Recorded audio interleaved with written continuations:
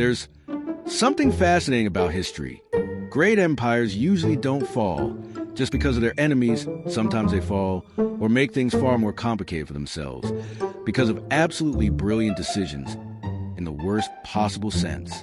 And Rome was a specialist at that. This video will focus on the relationship between the Romans and the tribes of Lusitania and on the rise of Viriathus. We are in the 2nd century BC. The Roman Republic is already moving through the Iberian Peninsula with that attitude of thinking. This is not going to be very complicated, that it is just another region, and that they will deal with it quickly. Because, think about it, they had already faced generals like Hannibal Barca. They had already survived the Punic Wars. In their minds, the Iberian Peninsula was just a detail.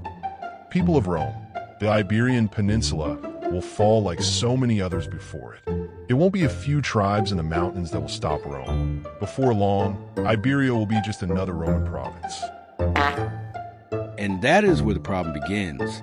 Rome looks at the Lusitanians and sees scattered tribes without much organization, so they do not see a difficult problem to solve. The Lusitanians look at them and think, the Romans have no idea where they are, because there is an important detail here. Rome fought wars the same way it built roads. Everything organized, structured, predictable. The Lusitanians know. The Lusitanians were the historical equivalent of someone who never read the instruction manual and still somehow managed to build exactly what they wanted. They did things their own way. And then enters an absolutely brilliant figure, Sérvio Sulpício Galba. And pay attention. Whenever Roman starts having a brilliant idea, usually someone is about to suffer. Sérvio Sulpício Galba decides to do the following. You know what? Let's offer peace to the Lusitanians. And up to this point, everything sounds fine. Diplomacy, negotiation, civilization. He promises land. He promises stability. He promises security. Basically, he sells a complete package, just like today. The Lusitanians think, finally, someone reasonable has appeared. Spoiler, he was not. The Lusitanians gather together, disarm themselves, trust the Roman word, and Galba does what Rome sometimes did best, betray. A massacre follows. No ceremony, no real justification. It is one of those moments in history where you think, this is going to end badly, isn't it?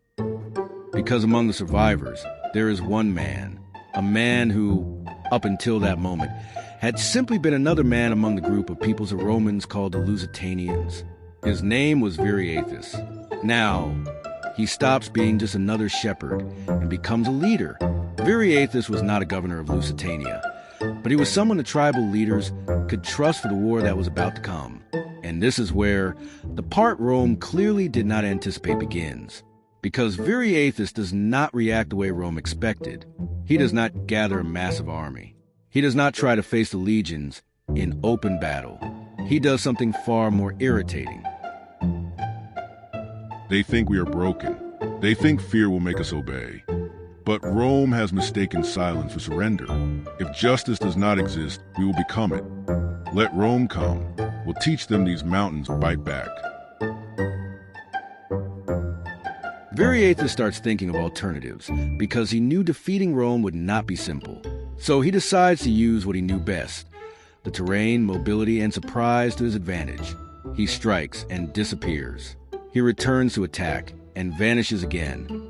Rome organizes perfectly disciplined legions, ready for battle, and the Lusitanians simply do not appear. Or they do whenever they choose. But one side decides whether it will show up early, late, or not at all, and repeats it again and again and again. That was a tactic, being unpredictable.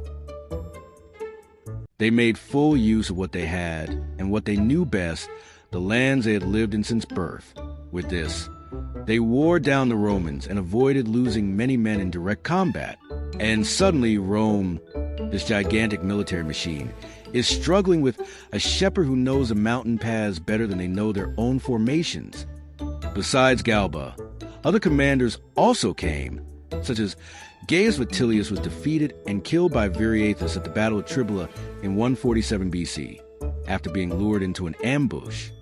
Then came Quintus Fabius Maximus Aemilianus achieved some initial successes against Viriathus, but he was unable to capture him or bring the war to an end. Next came Quintus Fabius Maximus Servilianus, after being surrounded by Viriathus.